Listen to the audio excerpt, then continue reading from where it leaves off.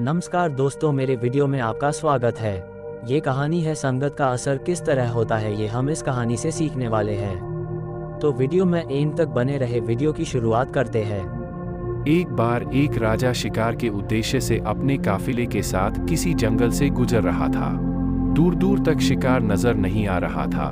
वे धीरे धीरे घनघोर जंगल में प्रवेश करते गए।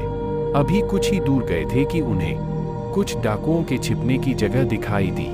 जैसे ही वे उसके पास पहुंचे कि पास के पेड़ पर बैठा तोता बोल पड़ा, पकड़ो पकड़ो, एक राजा आ रहा है। इसके पास बहुत सारा सामान है।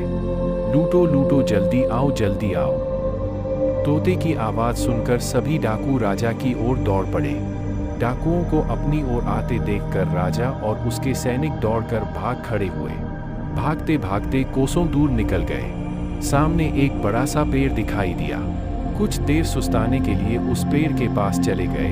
जैसे ही पेड़ के पास पहुंचे कि उस पेड़ पर बैठा तोता बोल पड़ा, आओ राजन, हमारे साधु महात्मा की कुटिया में आपका स्वागत है। अंदर आइए, पानी पीजिए और विश्राम कर लीजिए।